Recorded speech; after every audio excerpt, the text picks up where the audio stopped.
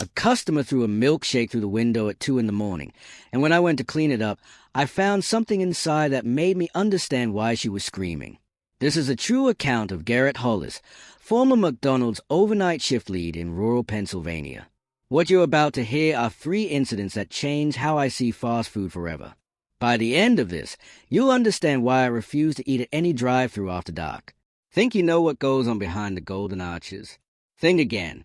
The McDonald's drive-thru has a dark side you're not meant to see. I'm about to pull back the curtain on 3 truly horrifying incidents that only employees ever witness. Most people think working drive-thru is simple. Take orders, hand out food, collect money. But there's an entire world operating behind those windows that customers never see. A world where the pressure for speed creates situations that range from uncomfortable to genuinely dangerous. Corporate measures everything. Average service time, order accuracy, customer satisfaction scores. Every second counts. And when you're operating under that kind of pressure, especially during overnight shifts when you're running on a skeleton crew, things happen. Things that corporate would rather you forget about. I worked the overnight shift for 2 years. 11 p.m. to 7 a.m., 5 nights a week. You see a different side of humanity during those hours. The desperation, the aggression, the things people do when they think nobody's watching. These are 3 incidents that haunted me so badly I had to quit. The first happened about 6 months into my employment. We called it the phantom order problem, but it was worse than just prank calls or confused customers. It started around 1:30 in the morning. Dead quiet night. We'd only had maybe 4 cars in the past hour. Then the speaker crackles to life. The voice was strange, distorted somehow, like it was coming through water.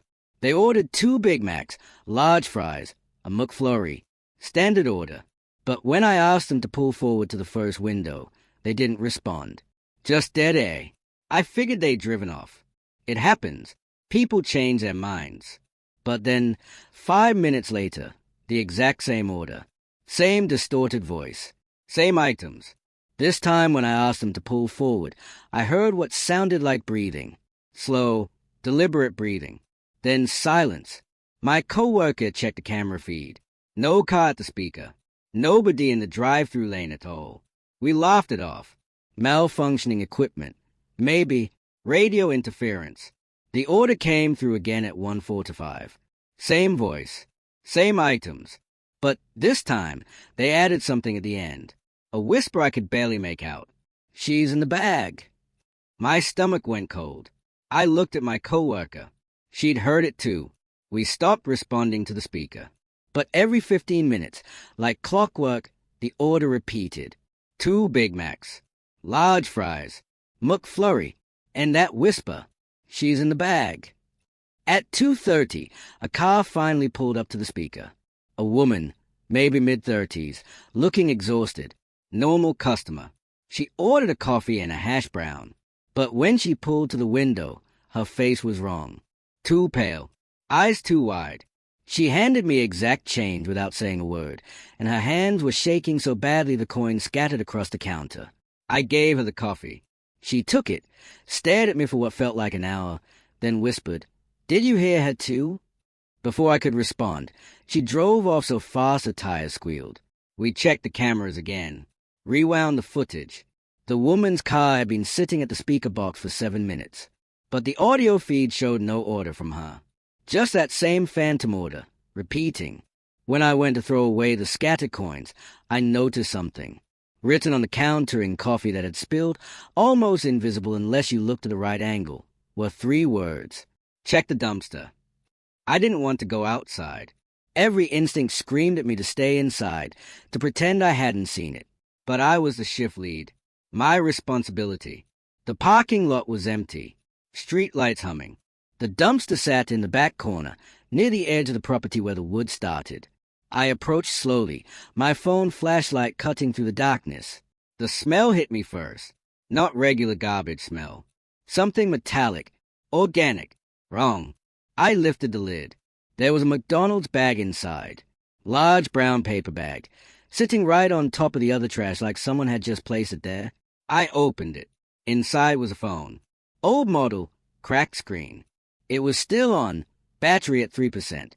The call log showed one number, called 17 times in the past hour, our store's drive-thru line, and there was a photo pulled up on the screen. A woman in a car. The same woman who'd just come through. But in the photo, she was screaming, and there was someone in her backseat. The phone died in my hands. I never saw that woman again. Never figured out who was calling. Corporate told us to stop discussing it when we filed the incident report. Equipment malfunction.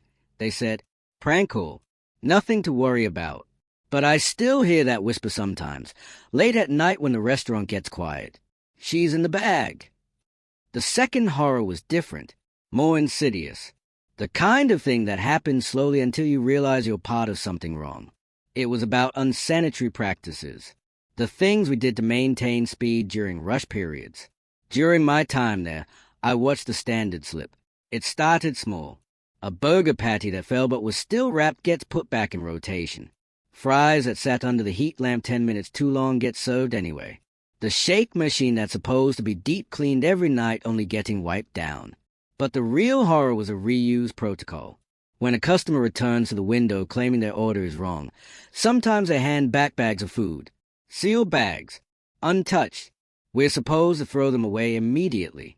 Health code violation to reuse them. Except during peak hours, when corporate is breathing down our necks about waste percentages, we started checking the bags first. If the food looked untouched, if the customer had only opened it to check, it went back into rotation.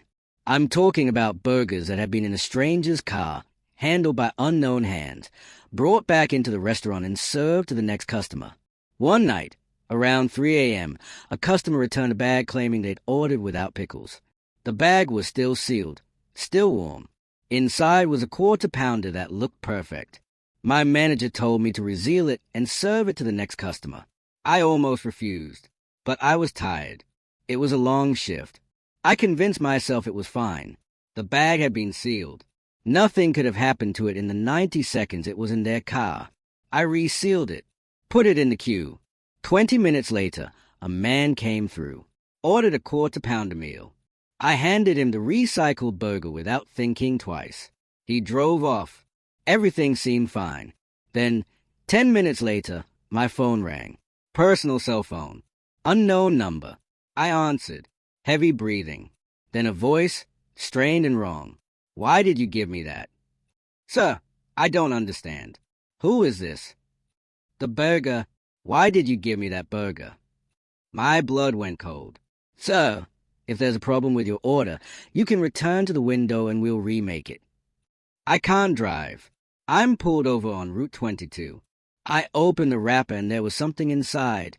Something that shouldn't be there. What do you mean? Like wrong toppings. Silence. Then, almost a whisper. It was moving. He hung up. I immediately checked our cameras. Tried to find the car. Gone. I called the number back. Disconnected. My manager noticed me shaking. Asked what was wrong. I told her about the call. She went pale, grabbed the manager's phone, and started scrolling through recent calls. That number had called the store 6 times in the past week. Always late night. Always after we'd reused returned food. Each time reporting something wrong. Something that shouldn't be possible. Things moving inside wrappers. Sound coming from sealed bags. Food that felt warm but looked like it had been sitting for hours. We stopped reusing returns after that. But it was too late. Something had been established. A pattern. A consequence. 2 weeks later, we found something in the drive-thru lane at opening. Someone had left a bag of food on the ground right where cars pull up to order. A McDonald's bag, sealed, with our store number on the receipt inside. The receipt was dated 3 years earlier, before the restaurant even opened. Inside the bag was a burger that looked fresh, still warm. But when I touched the wrapper, it was ice cold, and there was writing on the inside of the bag in what looked like dried ketchup. You fed it to me. Now I'm feeding it to you. We threw the whole bag away without opening the wrapper. None of us wanted to know what was inside. But sometimes, late at night, when I'm going to a drive-thru at any fast food place, I wonder what they are really serving me. What's been returned, reused, recycled. What's been sitting in someone else's car, accumulating whatever presence rides along in the dark.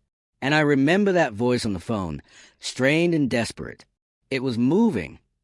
The third incident was the one that made me quit. It involved customer service. The customer's always right mentality that corporate beats into you from day one. The pressure to smile, to accommodate, to never push back no matter how aggressive or unreasonable someone becomes. It was 2:15 in the morning. A car pulled up to the speaker. Woman's voice, pleasant enough. She ordered a vanilla cone. Simple, easy, except our ice cream machine was broken. Again, I apologized, offered alternatives. She insisted on the vanilla cone, said she'd wait while we fixed the machine. I explained it couldn't be fixed during business hours. It required a technician. She said she'd wait anyway. Her car didn't move, just sat at the speaker box. I could see her on the camera. She wasn't looking at her phone, wasn't doing anything, just sitting there, hands on the wheel, staring straight ahead. After 10 minutes, another car pulled up behind her, started honking. The woman didn't move. I went outside to ask her to pull forward or leave. When I approached her window, she turned to look at me, and something was deeply wrong with her face. The smile was too wide, too fixed, like it was painted on. "I'd like a vanilla cone, please," she said in that same pleasant voice. I explained the machine is broken. You need to move your vehicle. "I'd like a vanilla cone, please." Word for word, same inflection, like a recording. The car behind her laid on the horn. She didn't flinch. I went back inside, called my manager. She came out, tried to reason with the woman. Same response, same smile. "I'd like a vanilla cone, please." We called the police. Non-emergency line. Explained we had a customer refusing to leave the drive-thru. While we waited, 3 more cars lined up behind her, all of them honking now. The woman never moved, never stopped smiling. When the officer arrived, he approached her window. I watched from inside. He spoke to her for maybe 30 seconds, then suddenly stepped back, hand going to his radio. His body language changed completely. Alert, defensive. He came inside fast, told us to lock the doors. All of them. Front, back, drive-through window. He radioed for backup. "What's wrong?" my manager asked. "That's not a person," he said. We looked at the camera feed. The woman was still there, still smiling. But now we could see what the officer had seen. Her chest wasn't moving. No breathing. And her eyes didn't blink. Not once in the 20 minutes she'd been sitting there. The backup arrived. 3 more officers. They approached the car together, weapons drawn but pointed down. One officer opened the driver's door. The woman toppled out sideways, rigid. The smile never changed. She was some kind of mannequin. Incredibly detailed. Realistic enough to pass in the dark. But a mannequin.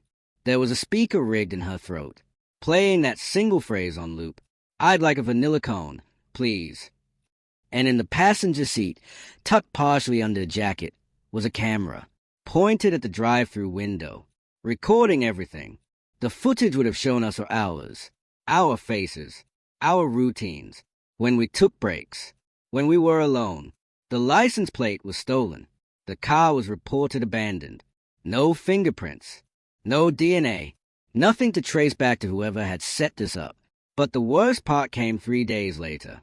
We got a package at the restaurant, addressed to me specifically. Inside was a USB drive and a note. The note said, "Thank you for your patience." The vanilla cone was perfect. My manager called the police immediately. They took the USB drive, ran it through their forensics department. It contained footage from that camera in the car, but not just from that night. It showed weeks of footage, different drive-thrus, different restaurants, different employees, all of them dealing with that same mannequin woman, that same request. And at the end of each video, there was a clip of those same employees. Days or weeks later, at home, through their windows, the footage showed their routines, their lives. The detective told me I should consider relocating, changing my schedule, being aware of my surroundings. They never found who was doing it, never figured out the purpose. Some kind of surveillance operation, some kind of stalker with resources and patience. I quit the next day. Couldn't do it anymore. Couldn't stand at that window wondering who was watching, wondering if the next customer was real or just another test, another camera, another step in someone's plan. Those 3 incidents changed me fundamentally. I can't go through a drive-thru without feeling that same creeping dread, without checking my rearview mirror, without wondering what's real and what's performance. The fast food industry operates on speed and efficiency, but that pressure creates gaps, opportunities, places where the wrong people can exploit the system. We're so focused on moving cars through the line, on maintaining those corporate metrics, that we stop seeing the people. We stop questioning. We become automatic. And something out there knows it. Something is watching those gaps, testing them, waiting. So next time you pull up to a drive-thru late at night, remember this. Remember that the person taking your order might be dealing with things you can't imagine. Remember that the food you're receiving has a history you don't see. And if you ever hear a voice through that speaker that sounds just slightly wrong, that asks for something we can't provide but won't take no for an answer, do yourself a favor. Drive away. Don't look back. And never, ever check what's in the bag. Because some meals cost more than money. They cost pieces of your sanity that you'll never get back. And I haven't worked a drive-thru in 3 years. But I still hear that whisper sometimes, late at night when everything's quiet. She's in the bag.